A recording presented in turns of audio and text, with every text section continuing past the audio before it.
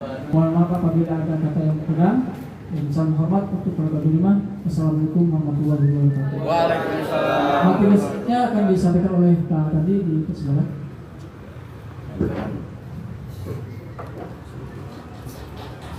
Kali ayat 7. Oke. Bismillahirrahmanirrahim. Assalamualaikum warahmatullahi wabarakatuh.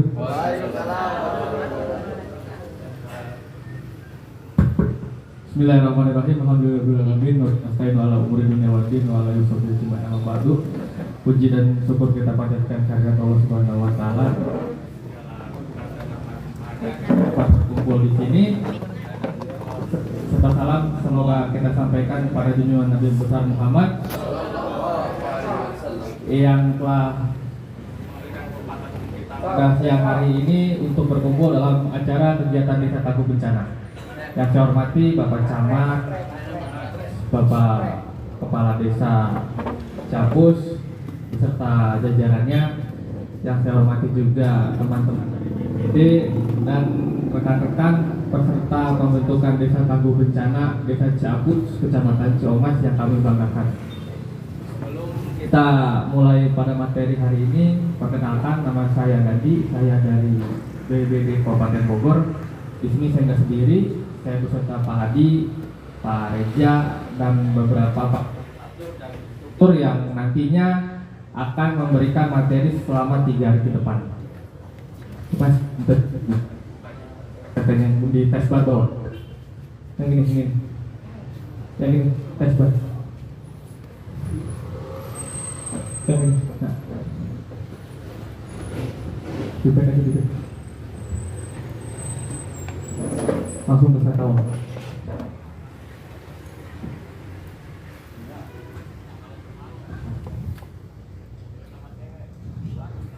Materi yang akan saya sampaikan pada hari ini yaitu tentang manajemen bencana. Bapak-bapak, ibu-ibu tahu nggak apa sih yang dimaksud dengan bencana itu? Belum tahu. Nah, nanti ada di sini. Next dulu. Nah, ini wilayah Kabupaten Bogor secara umum. Coba Ciomas sudah belah mana tuh? Dekat kota. Ya. Nah, ini kondisi wilayah tempat Bapak Ibu tinggal di wilayah Kabupaten Bogor yang jumlahnya 40 kecamatan. Saya rumah di Gunung Putri Bogor, masih masuk di wilayah Kabupaten Bogor. Ada kakak kita yang tinggal di kecamatan Bogor Barat ke sana Karajasinga, itu masih kabupaten. Yang luasnya sampai 2.986,2 km persegi dengan total penduduknya ada 5,67 juta jiwa. Update untuk tahun 2023 dengan dilingkari oleh 40 kecamatan, 116 desa dan 19 kelurahan. Ini menjadi PR bagi kita sebagai aparatur BPD untuk menanggulangi bencana yang ada di Kabupaten Bogor. Makanya bencana ini dibentuk sebagai langkah awal untuk bagaimana caranya menanggulangi bencana di tingkat desa. Seperti itu. Dengan wilayahnya yang luasnya bukan luas tapi dialiri oleh 7 mata aliran sungai. Yang suka tahu suka main ke Curug. Terus ada lagi 2 gunung api yang sangat legendaris, tahu? Gunung Salak sama Gunung Gede Pangrango. Yang wilayahnya juga banyak sekali bukit ya, yang setiap harinya menghantui kita dan semua masyarakat Kabupaten Bogor. Emang Bogor itu emang kota wisata yang cukup bagus, tapi di sisi lain terselip ancaman bencana yang sering menghantui. Serem ya. Hantu. Next lagi. Next. Nah, ini yang dimaksud dengan bencana. Apa sih bencana itu? Yaitu sebuah peristiwa atau rangkaian peristiwa yang mengancam dan mengganggu kehidupan serta penghidupan manusia yang mengakibatkan timbulnya korban jiwa, manusia, lingkungan, harta benda dan psikologis.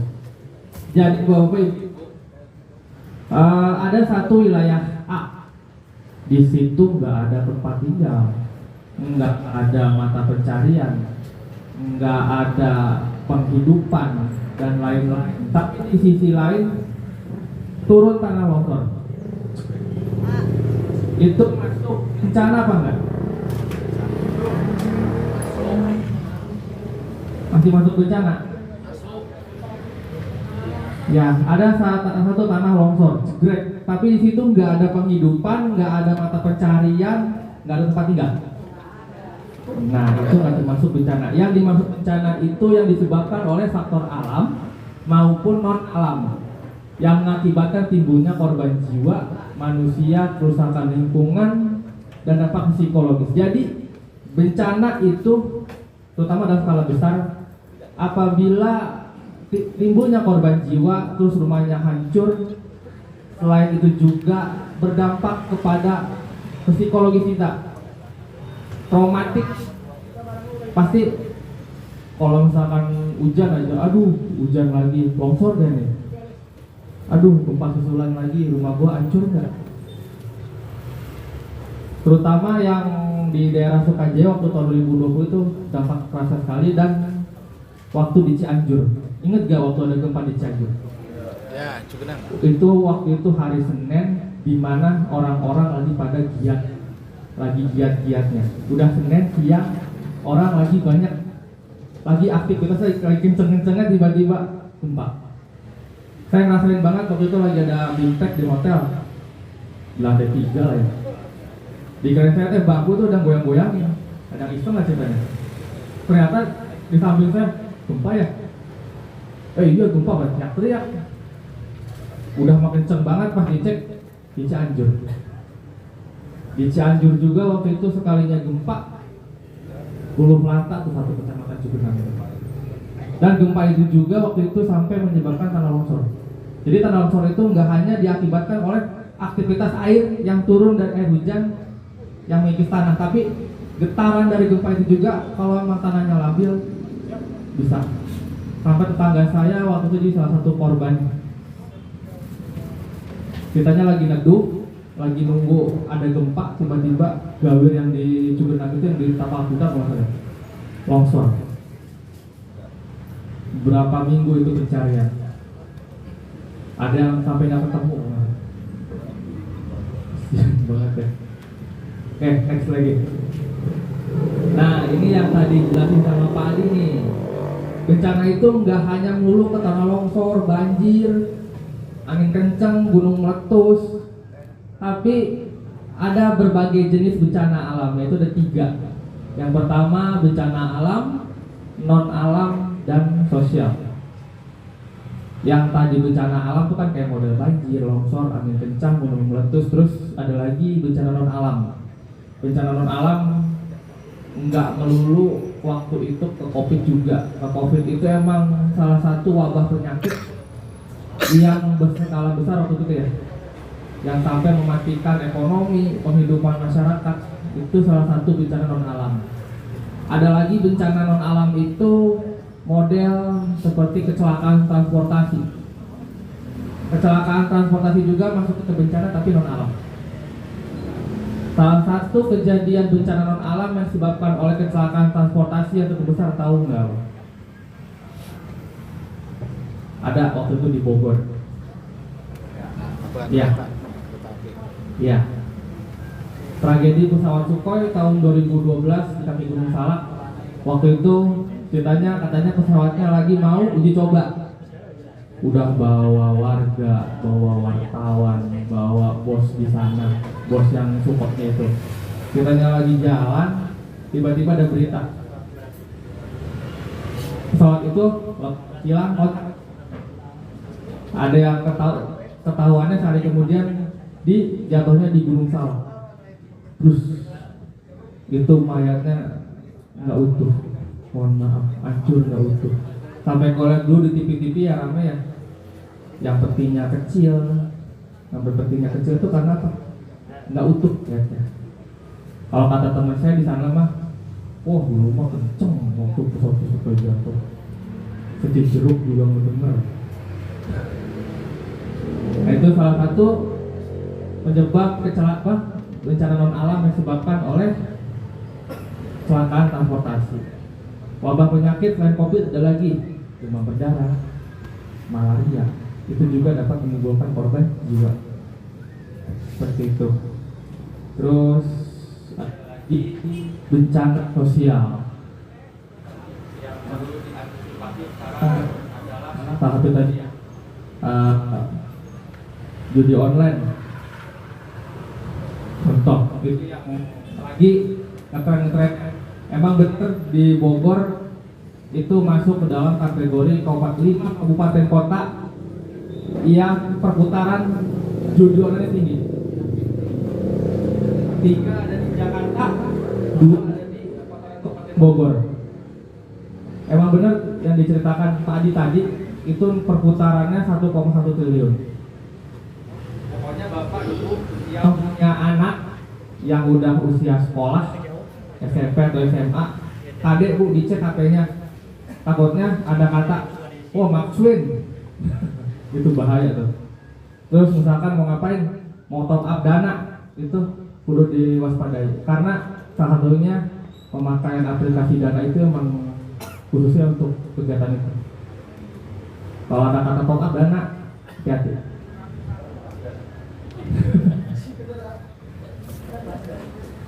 Ya kan? Ngerti mana anak muda nih ada nih, yang suka main. Pasti menyaho kemarin begitu mah ya. Di Indomaret, di apa gitu kan. Gocap gitu.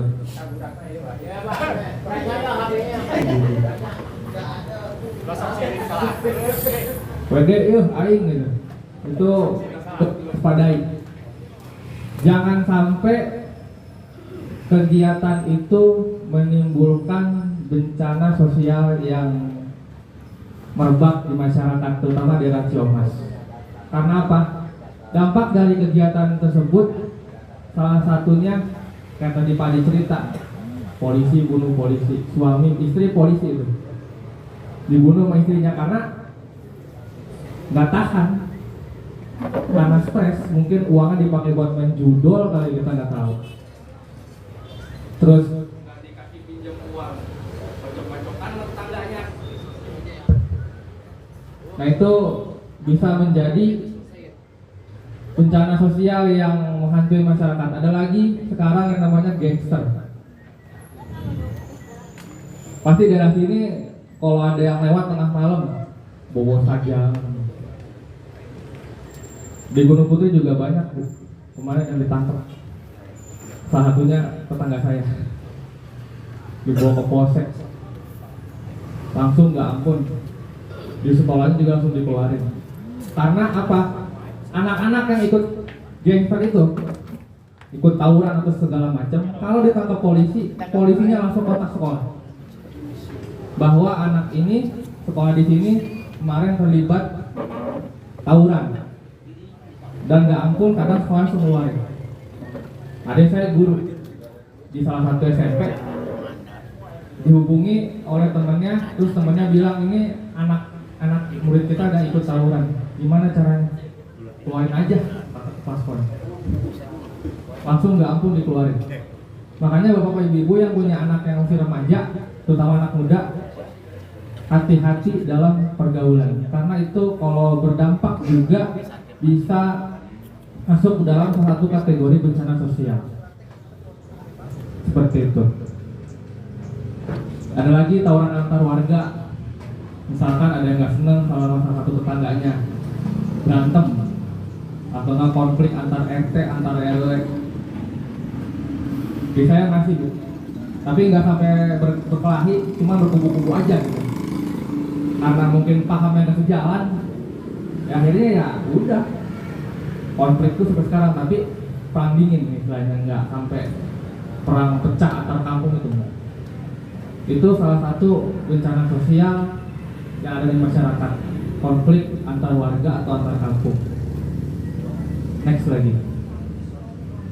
Nah, ini ada salah satu peta yang dikeluarkan oleh kami pihak BPBD terkait dengan daerah rawan bencana. Di kita ada 24 kecamatan rawan bencana yang dikeluarkan oleh BPBD, salah satunya Kecamatan Ciomas, terkait dengan ancaman bencana yang ada dan potensinya apa saja. Ini ada banjir. Kalau banjir di sini tinggi ya, tapi tetap hujan di atas 2 jam naik air. Nah, ini risiko banjir yang ada di Kabupaten Bogor. Ciomas masuk salah satunya risiko tinggi. Next lagi. Nah, ini ada tanah longsor nih. Masuk ke Ciomas tinggi? Apa sudah?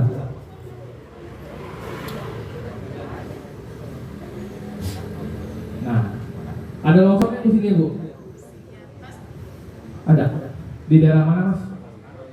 RW 3. Lawannya. Tapi pernah kejadian. Warga ngatain. Gak nyampe kena rumah kan? Oh. Itu Pak kena rumah dulu, Pak. Kena rumah. Nah, itu salah satunya yang harus kita waspadai. Next lagi. Oh, ini bukan tanah longsor, ini daerah rawan kekeringan.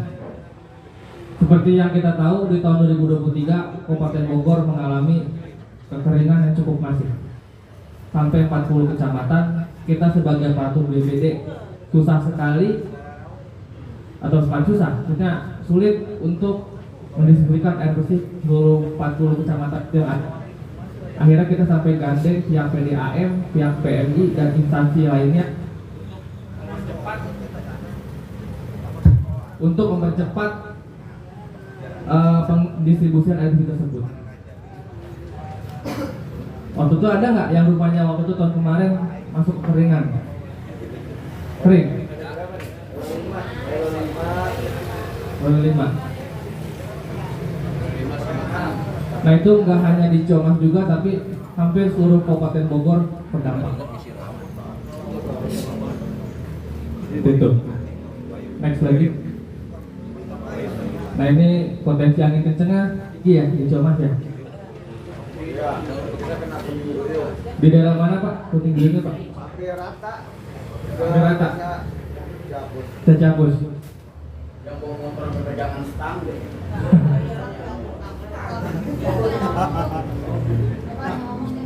Titip aja apabila kalau ada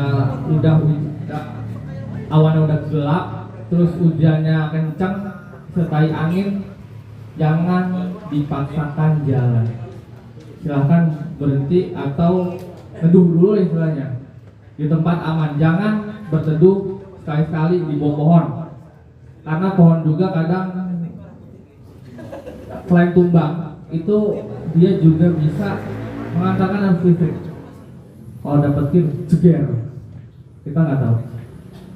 Kadang suka banyak berita ada yang neduh di bawah pohon sampai petir. Selain pohon tersebut tumbang, tentunya dia bisa mengantarkan energi listrik dari petir. Cari tempat teduh yang dianggap aman, tapi ingat jangan sampai di bawah pohon. Karena kadang suka ada korban, pohon tumbang itu bisa menimbulkan korban. Ada apa? Ayah. Neduh di Villa Ciomas tuh. Terus? Saya korbannya, motor saya jati tumbang ke badan saya sama ke motor. Tapi nggak apa-apa. nggak ada cedera, Pak? Nggak, motor aja yang rusak, rusaknya parah terus. Gepeng. Jadi saya mau tanya kemana nih? Apa ke BPBD? Kemana nih? Belar itu, Pak. Kebetulan saya korbannya ini langsung mengalami gitu. Ya iyalah, kita supir saya Pak ya. Kalau masih ada cicilan mah bisa. Udah lunas Pak. Ya susah bisa lunas. Tolongin Pak, jangan sampai. Next. Nah, ini peta wilayah Gunung Salak yang istilahnya rawan daerah itu sampai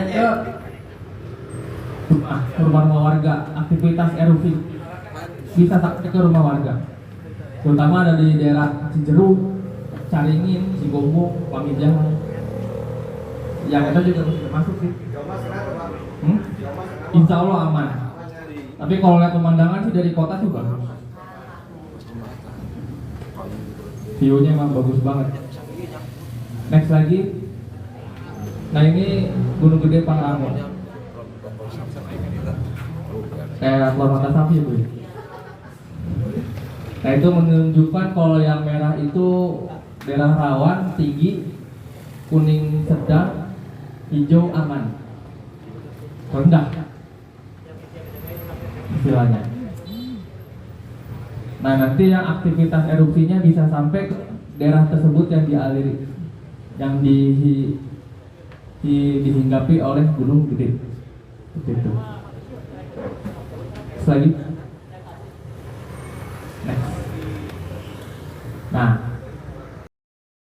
cerita tentang program Pentahelix. Pentahelix itu sebenarnya program yang dicanangkan oleh BNPB, yang dimana penanggulangan bencana itu bukan hanya milik BNPB atau BPBD saja sebagai aparatur pemerintahan yang punya wewenang dalam penanggulangan bencana. Tak semua unsur bisa ikut, mulai dari akademisi, mulai dari media, dunia usaha, dan itu semua bisa masuk ke dalam penanggulangan bencana. Jadi kalau ada kejadian tersebut, nggak hanya kita nih sebagai aparatur BNPB, BPBD atau desa atau kecamatan, tapi semua bisa gabung. Bahkan relawan-relawan dari luar pun bisa ikut bergabung seperti itu. Peran dan unsur peran mereka sangat membantu sekali pada kejadian yang bisa saja melanda di daerah masing-masing. Contoh di Sukajaya kemarin, sama di Cianjur waktu tahun 2022. Itu semua bahu-membahu bergabung dalam bagaimana sih caranya ini kejadian di daerah tersebut, mulai dari proses penanganan, pertolongan korban sampai pemulihan. Semua pasti punya peran dan kedudukan masing-masing. Termasuk anggota Destana yang hari ini dibentuk, yang tadi dibuatkan tadi strukturnya ya. Siapa ketuanya?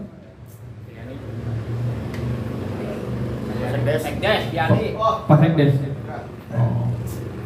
Oke, nanti semua peran tersebut dijalankan sesuai dengan tugas masing-masing. Titip aja kalau udah dibuat, jangan sampai tahu tukcing bentuk cici itu ya. Tetap semua memiliki peran dan kedudukan masing-masing, dan bisa nanti Pak dianggarin Pak untuk misalkan mau ada peningkatan kapasitas nih, harus ngapain? Kayak tadi kan Pak Di bilang beli APD gitu kan untuk peserta, terus nanti bisa juga bikin pelatihan atau di-remind lagi, diingat lagi nih kita harus ngapain. Misalkan contoh simulasi, kita drill simulasi gitu misalkan. Bagaimana cara menangani korban, bagaimana cara menangani kejadian tanah longsor seperti apa, itu bisa Pak nanti jangankan dalam APD. Di lokasi desa Japusnya atau di luar atau pelatihan sana? Bisa, mau di desa Japus boleh. Kemarin Galuga waktu tahun berapa ya, 2022 tuh di Cisarua Pak. Ada Puncak. Ada readingnya ada. Hah? Ada tempatnya khusus. Apa Di villa Pak. Oh. Itu dia mantep jadinya. Ayo gaskan. Setelah di Cisarua waktu itu dari desa Galuga itu kan dia punya di sana juga tuh. Dia langsung studi banding ke tempat saya di Gunung Putri. Oh iya, studi banding ya. Studi banding karena di daerah saya tuh ada desa Gunung Putri, dia punya desa Tabu juga. Langsung studi banding ke sana. Bisa Pak nanti dianggarin seperti apa. Jadi seperti itu. Next lagi. Next. Nah, yang tadi disebut-sebut mitigasi. Apa sih mitigasi itu? Serangkaian upaya untuk mengurangi risiko bencana, baik melalui pembangunan fisik maupun penyadaran dan peningkatan kemampuan menghadapi ancaman bencana. Jadi mitigasi itu selain upaya kita untuk mengurangi risiko bencana, juga diberikan pemahaman serta penyadaran kepada masyarakat. Jadi dari anggota desa yang dibentuk ini, terutama dalam unit cegah siaganya yang tadi Pak Adi bilang, itu harus minimal bisa memberikan pemahaman kepada masyarakat. Yang tadi jumlahnya ada berapa? Sedesa itu 20.000 warga desa. Yang dibagi berapa RW Pak? 16. Dusunnya ada berapa? Oh, berarti nggak ada kadus ya? Langsung ke RW. Nah, itu Bapak Ibu 2/20.000. Terus bagaimana caranya minimal memberikan pemahaman aja dulu. Misalkan mau bangun rumah nih, lihat dulu ini daerah kali, boleh nggak dibangun rumah? Kalau nanti hujan skala besar, naik nggak airnya? Karena apa? Waktu saya rapat di salah satu dinas, ada yang menyebutkan bahwasannya Kecamatan Ciomas itu ada 40 perumahan yang dibangun di Kecamatan Ciomas. Kita nggak tahu izinnya seperti apa, apakah udah di-upgrade apa belum, memenuhi unsur AMDA-nya apa enggak, kita nggak tahu. Makanya kan kalau hujan, kalau mereka teriak-teriak ada banjir, tahan sendiri. Kenapa nggak dilihat dulu AMDA-nya? Kenapa nggak dilihat dulu risiko bencana di situ apa? Itu salah satunya. Nah makanya nanti setelah dibentuk, nanti bisa disosialisasikan kepada masyarakat ya Bu ya, Bapak, bahwasanya kita dari bentuk desa nih, tugas kita seperti ngapain aja sesuai dengan tugas dan fungsi masing-masing. Seperti itu. Nah, mitigasi bencana juga enggak melulu ke bencana kayak model banjir dan longsornya. Ada lagi nih, ada bencana alam meteorologi. Bencana alam meteorologi itu yang disebabkan oleh cuaca seperti hujan. Terus ada lagi bencana alam biologi seperti banjir, seperti gempa bumi, tsunami dan longsor. Karena kita nggak ada laut ya Bu ya, jadi hanya gempa bumi dan longsor. Jangan sampai bilang Bogor punya laut, gimana? Di Parung. Cuma kali dibuat laut aja tuh. Ya, next lagi. Di next. Nah, sebenarnya mitigasi itu dibagi menjadi 3 jenis. Yang pertama mitigasi struktural, non struktural, dan vegetatif. Mitigasi struktural seperti apa sih? Seperti misalkan desa punya ADD. ADD itu dibangun untuk misalkan bangun turap, bangun tembok penahan tebing, seperti itu.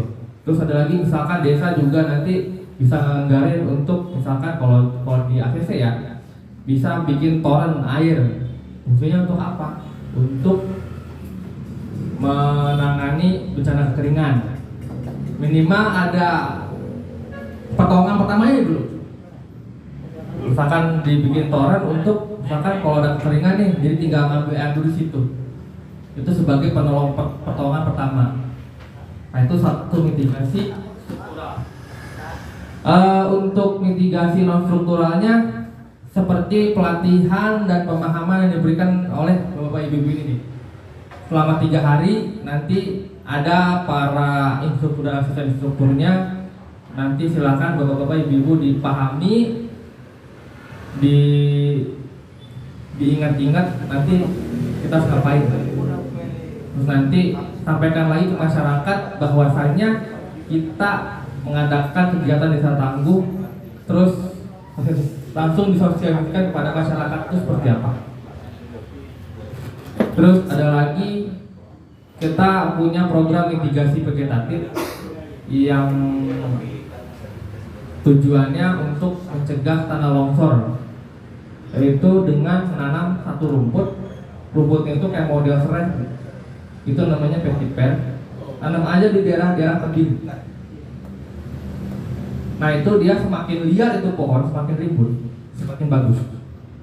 Akarnya tuh bisa nanti mengikat sebul tanah sampai ke dalam. Waktu itu udah rekor sampai 20 meter. Semakin liar itu pohon semakin bagus. Seperti itu. Vetiver namanya. Nah, selain akarnya juga bisa untuk mencegah tanah longsor, daunnya juga bisa buat makan ternak, bisa dibuat minyak atsiri lah istilahnya. Iya. Ya modelnya kayak alang-alang, tapi modelnya kayak daun serai juga. Serai wangi dibilang. Serai wangi. Akar wangi bisa. Sebelum ditutup mungkin sudah jam berapa ya? Baru jam 10. Masih jam 11. Mangga sebelum tutup mungkin saya mau dengar nih, mungkin bapak relawannya bisa sharing-sharing ya ke kita waktu menangani bencana ini seperti apa sih? Mangga.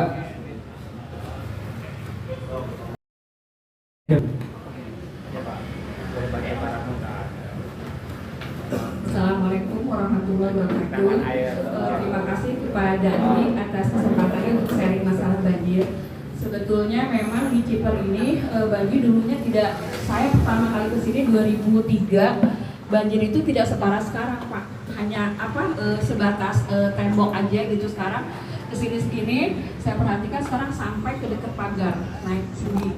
Nah saya tidak tahu dari zaman Pak Lurah yang mana atau kejadiannya seperti apa sampai sekarang itu si banjir itu semakin tinggi.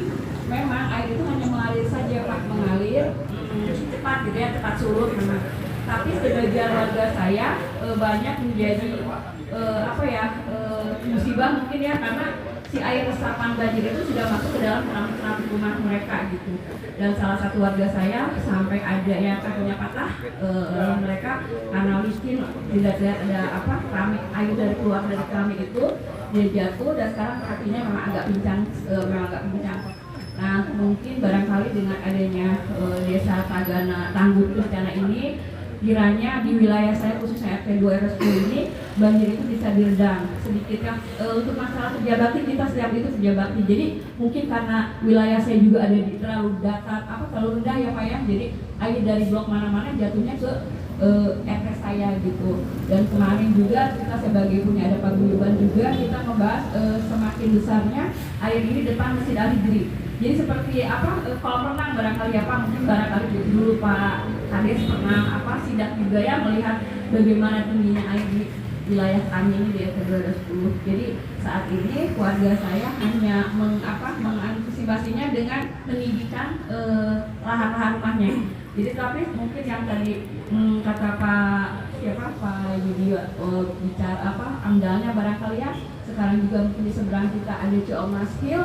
Kita kemarin melihat dari mana sih banjir ini sebetulnya, yaitu buangan dari perumahan Ciomas Hill itu masuk ke dalam Ciomas Permai, dia langsung mau ke kali. Nah yang di beneran ini mengalirkan ke serentak ke daerah Ciomas Permai. Mungkin yang tadi kata Bu Toto bilang ya hanya di wilayah saya memang, tapi mungkin yang lain tidak merasakan, tapi saya sebagai RT khususnya merasakan apa-apa semua fisik warga rumah saya itu yang kebanjiran, yang mulai dari kasur dari dan akhirnya ya warga sendiri juga yang harus merelakan dananya barangkali untuk merenov rumahnya.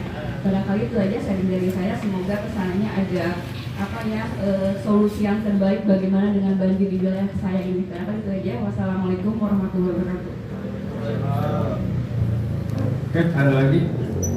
Pak, kalau kebakaran masih bencana ya? Masih masuk, tapi itu nonton alam. Karena apa? Karena apa? Itu salah satunya adalah ulah ketiduran manusia. Salah satu bagaimana cara kita menghadapi kebakaran, yaitu yang pertama, tolong dicek di rumahnya gasnya kondisinya masih baik atau udah enggak. Kalau regulatornya udah nggak baik atau gasnya nggak baik, sudah diganti. Terus yang kedua, yang pakai charger handphone nih, terutama jangan kalau udah dicas HP-nya tinggalin, dicabut enggak. Itu salah satu penyumbang bencana kebakaran. Terus perhatikan juga instalasi listriknya, seperti itu. Terus ada lagi, bahkan ada kalau TV sekarang tuh pakai apa namanya? Setopok. STB setopok ya. Iya, tapi yang TV-TV lama itu pasti pada pakai. Nah itu diperhatikan juga model setopoknya seperti apa, bagus atau enggak. Karena kejadian waktu itu ada set-top box-nya kebakar karena apa? Colok terus karena itu panas ya. Seperti itu. Untuk lagi yang tadi si Bu cerita ya, Bu sharing. Emang benar Bu, kesibukan emang dari tahun 2023 sini ya. Nah mungkin dulu daerahnya nggak banjir. Tapi kenapa banjir? Banyak aktivitas pembangunan yang ada di wilayah Kabupaten Bogor, khusus Ciamas. Karena kita mungkin karena zaman udah berganti, orang mungkin pengen bangun tuh, pengen cuma lihat pemandangannya aja. Tanahnya cocok nih buat dibangun rumah di sini, view-nya bagus, ada gunung. Tapi kita nggak tahu. Yang tadi si Bu bilang kan tadi yang karena aktivitas kalinya itu ya, yang dibuang ke rumah mana sih Bu? Rumah permain. Ya, nah waktu itu emang saya waktu itu ada rapat dan saya agak tercengang sedikit. Katanya di Kecamatan Ciamas sendiri sudah ada 40 perumahan yang terbangun. Dalam hati saya, pantas untuk kemarin banyak. Saya pandang nggak ada. Pertama, terus waktu izin bangun rumah itu dia perizinannya dipastikan nggak semua, terutama anggar. Nanti untuk irigasi dibuang kemana? Terus wilayah ini cocok nggak kalau misalkan dibangun di bantaran kali? Itu terutama. Apalagi di daerah-daerah Gawir itu, daerah-daerah pergunungan, perbukitan itu emang harus dilihat, terutama struktur tanah. Itu nanti rekomendasinya seperti apa? Dibangun apa enggak? Kalau emang harus dibangun, dibuatin apa dulu? Nah, kalau dokumen itu. Nah, terus kalau tadi yang disebabkan oleh kali, mungkin nanti ibu-ibu atau bapak-bapak ini kan dari bentuk di sana nih. Bisa tuh bikin kegiatan kecil-kecilan, bikin susu sungai, gitu. Terus minjem perahu dari gede bisa misalkan. Bikin aja tuh kegiatan susu sungai, bersih sungai. Itu bisa dianggarkan di situ. Yang bertujuan untuk menjaga kali kita agar kali tersebut tidak menyebabkan satunya bencana banjir.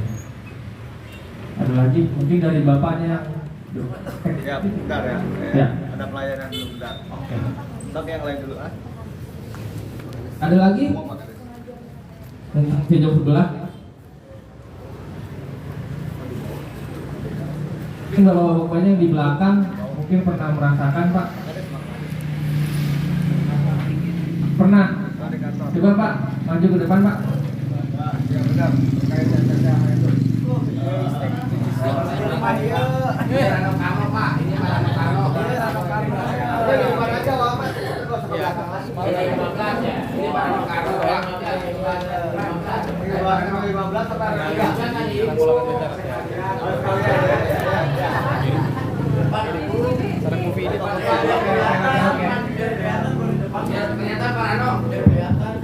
Assalamualaikum warahmatullahi wabarakatuh.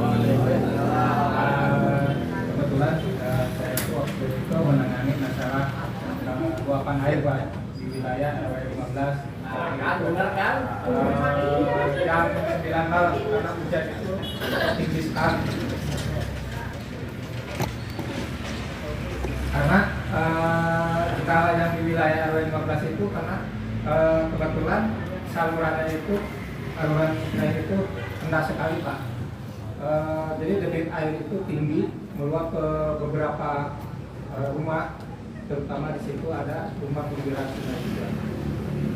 Di situ ada sekitar 30 kakak yang tengah Pak, setinggi 60 meter atau sampai 1 meter, 60 cm sampai 1 meter itu Pak ketinggiannya. Nah, cuma yang walaupun itu tidak terlalu amat Pak, jalannya air langsung sekitar 1 jam 2 jam sudah sekitar. Nah, untuk selain kita kami dari pemerintah desa tolong ibaratnya kita saling bantu untuk menanggulangi masalah adanya koordinasi dengan PUPR gitu. Karena terjadi beberapa kali di wilayah RW 15 terutama keduanya kalau di wilayah Cipar kita memang satu keadaan di wilayah RW 10 itu rendah. Keduanya faktor tingginya jalan gitu Pak, karena ada ketinggian jalan waktu itu pengecoran kurang lebih 20 cm. Jadi air terbalik gitu Pak. Balik. Pertama kan saluran pembuangannya itu banyak yang harus tersumbat di selokan-selokannya. Karena dangkal kita salurannya juga.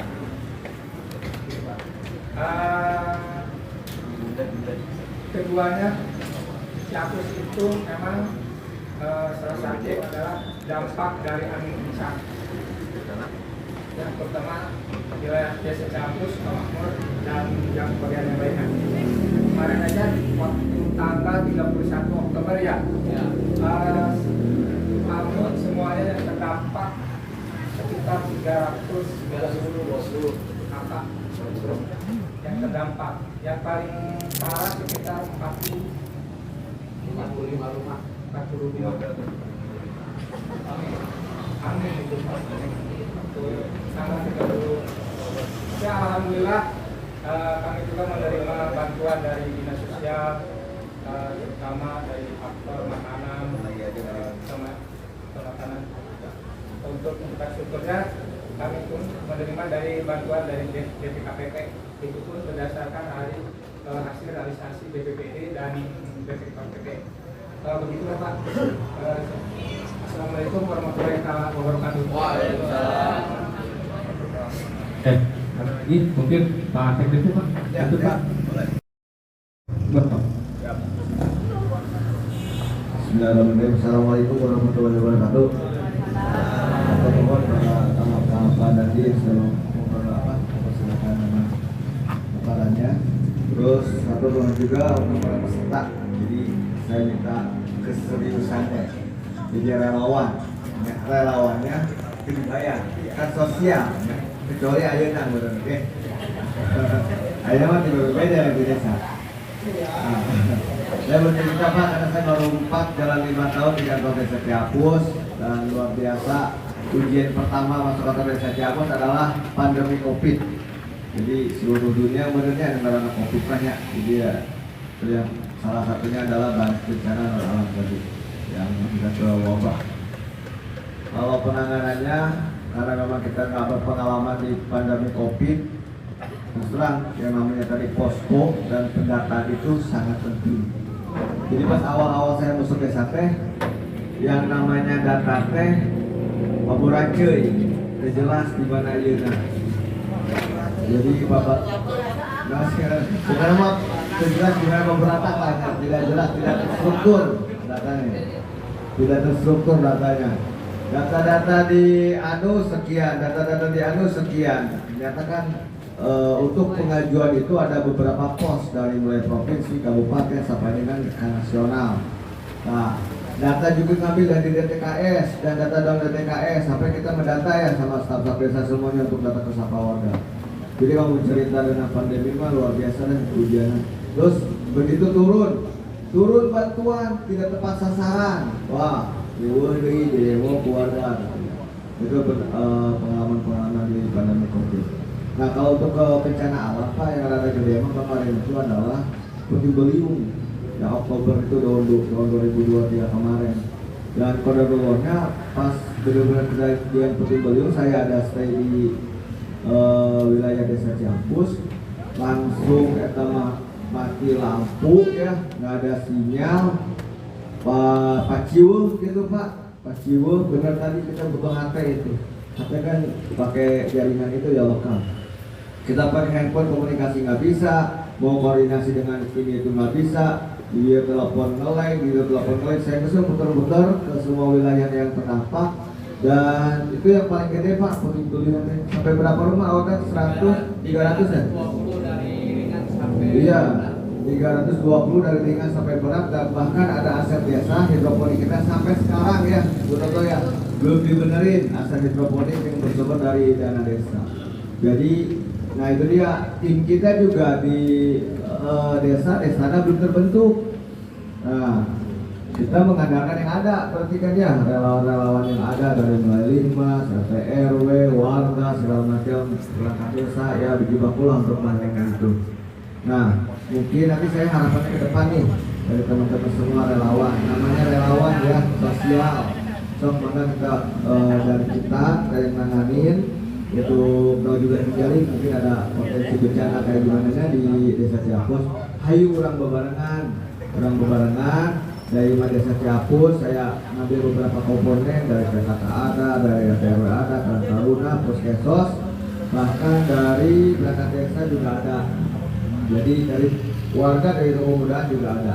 Nah, saya harapan ke depannya kan kalau udah terbentuk, benar kata Pak Dadi, udah sampai dibentuk pakai cincin katanya. Nah, nanti ke depannya insya Allah saya akan mengadakan tiap tahun kita ada upgrade untuk peningkatan kapasitas. Ya, dan tiap tahun lagi per 2 tahun sekali atau gimana. Tapi idealnya masih tahun sekali. Tahun ini dibentuk, tahun depan kali peningkatan sekalian update. Berarti kan di pertengahan tahun lagi ya Pak lebih buat update terkait kebencanaan. Untuk tadi potensi segala macamnya, insya Allah nanti saya akan coba petakan dari peta desa yang ada. Terus udah kamplengnya, amatnya di RW 3 daerah Sieta dah longsor. Terus RW 15 banjir, daerah Sieta oke. Terus di RW Ciper banjir kene karena limpah dari Jomasil. Dungaran angin mah ada Ciapus berartinya. Dalam mau bisa, tapi yang terdampak kamar yang paling parah di mana Pak? RW 5 sampai 1 rumah yang hancur ya. Nah, dua rumah ya, 2 rumah.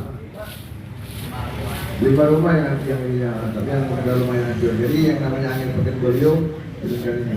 Terus saya nanti rencana poskoma ulang di desa Ciapus dan Rudet di rumahnya. Rudet bisa parkiran, segala macam. Kita posko rencana mungkin di sini aja, di daerah sini jadi aman. Kalau mulai dari BPBD dari mana segala macam di sini aja. Jadi kita stay-nya posko di sini. Toh ini pun sebenarnya bangunan pos kamdes, ya pos kamdes. Karena kita memang rencana dulu kantor desa di sini, gitu. Tapi mudah-mudahan nanti kita bisa. Nah, kalau untuk potensi bencana seperti itu Pak, terus penanganannya jelas kalau sudah ada relawan di sana, kedepannya kita lebih siap lagi kalau menghadapi bencana di desa Ciapus. Ulah sampai Pak Ciu juga kamari bagian posko saha bagian saha itu data SK draft yang kemarin saya share itu perlu draft, ada kemungkinan bisa kan enggak barang cocok nih di dia kita pindah ke mana sama enggak sampai kita saling sharing gitunya, dan tidak menutup kemungkinan bukan hanya 20 tapi juga ditambah lagi, tapi tetap udah aktif. Gua cuma atas nama hukum, rangka atas nama itu 20 lah.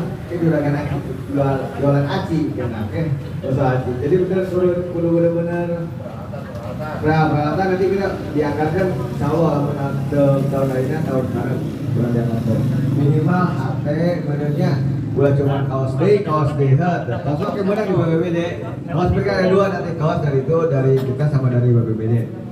Terus peralatan yang tadi insya Allah kita akan support. Nanti nama kalau untuk kebencanaan mah karena kejadian yang tidak terduga, maka teman-teman semua wajib tentunya kita tergerak hatinya teh kudu bisa membantu lebih ke arah sosialnya. Saya mau tanya, siap kan nih? Siap. Ya udah, bismillah ya, siap ya. Oke. Baik itu aja Pak Nadi, atur nuhun. Waalaikumsalam. Oke, tadi ada cerita nih dengan angin kenceng ya. Seperti yang kita tahu, bencana itu nggak bisa dihindari. Mungkin kalau kata orang-orang waktu itu dua ketetapan Allah, dua takdir Allah. Tapi minimal bisa dikurangi. Terutama nih buat bapak-bapak, ibu-ibu yang rumahnya udah berumur, terutama yang tinggal situ udah berpuluh-puluh tahun, terutama pastikan yang namanya atap plafon itu kan atau para itu kan pasti yang masih pakai model kayu ini ya, si model pakai kayu itu kayu. Nah itu minimal bisa dicek kondisinya seperti apa, apakah kondisinya masih baik atau udah lapuk. Kalau emang udah lapuk cepat diganti. Nah,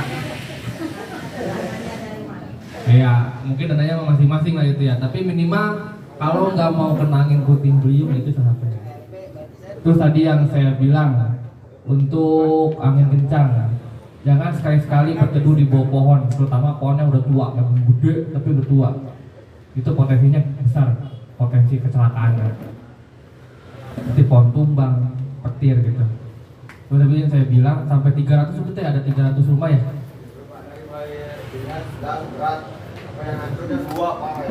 Parah ya. 5. Nah itu dia yang memang tadi saya bilang bencana itu memang nggak bisa dihindarin, tapi harus minimal bisa dikurangi.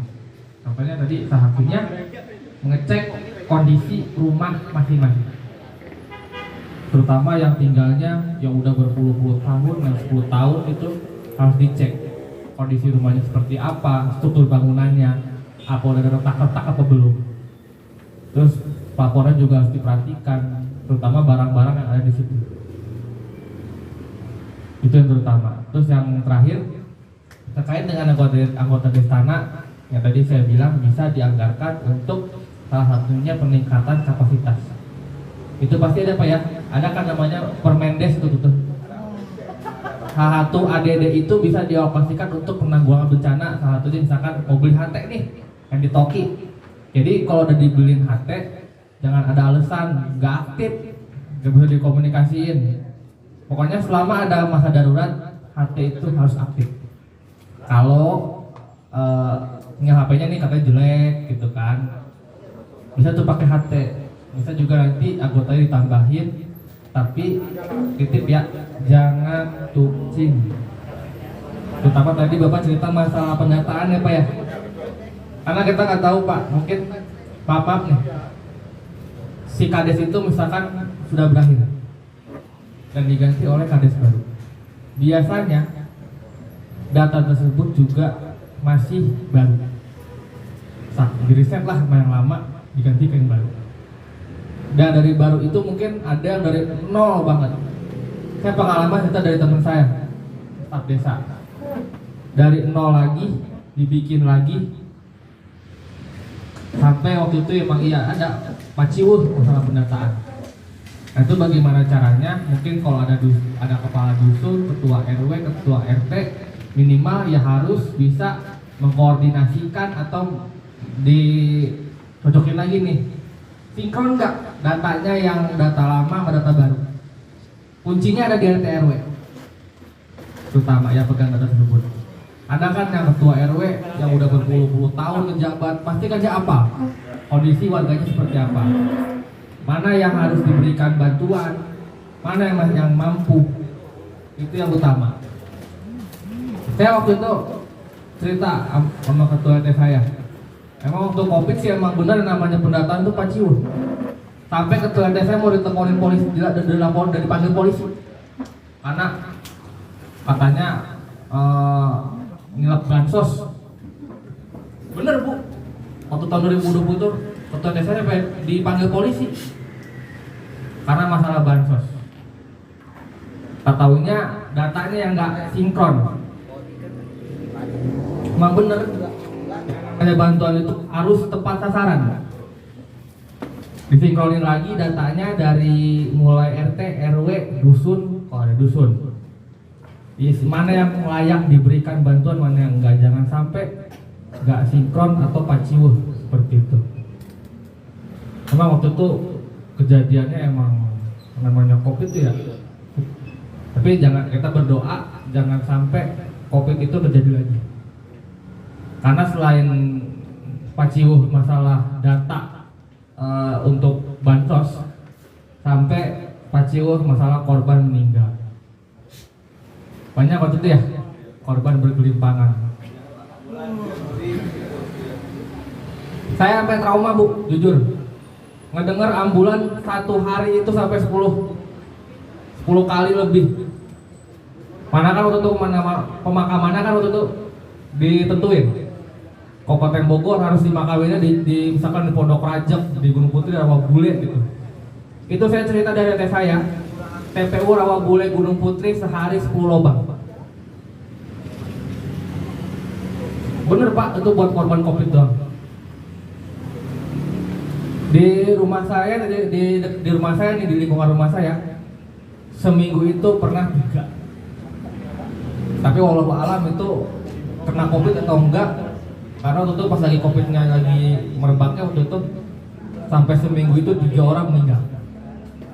Tapi nggak tahu itu karena COVID atau bukan, memang dia punya penyakit udah lama.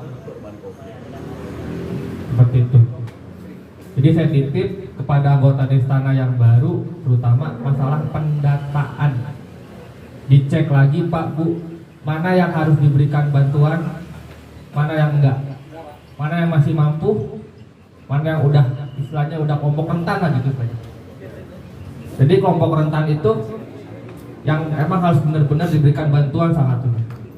Jangan ada bahasa kelompok rentan itu hanya janda. Kelompok rentan itu nggak selamanya janda. Banyak warga miskin yang udah tua renta, itu yang harus diperhatikan. Nah, setelah dibentuk, tolong disinkronin lagi dari mulai RT, RW sampai ke tingkat desa masalah pendataan. Jangan sampai kalau ada kejadian besar kayak kemarin, contoh angin puting beliung, itu nggak sinkron. Titip ya, siap Bapak Ibu ya. Oke, mungkin dari saya cukup.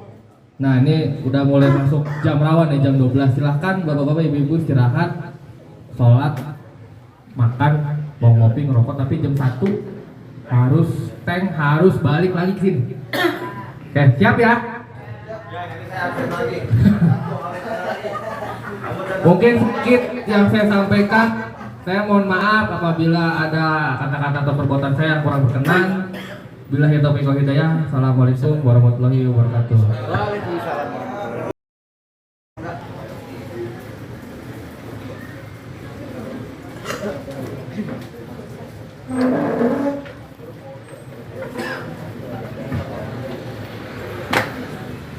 Biasa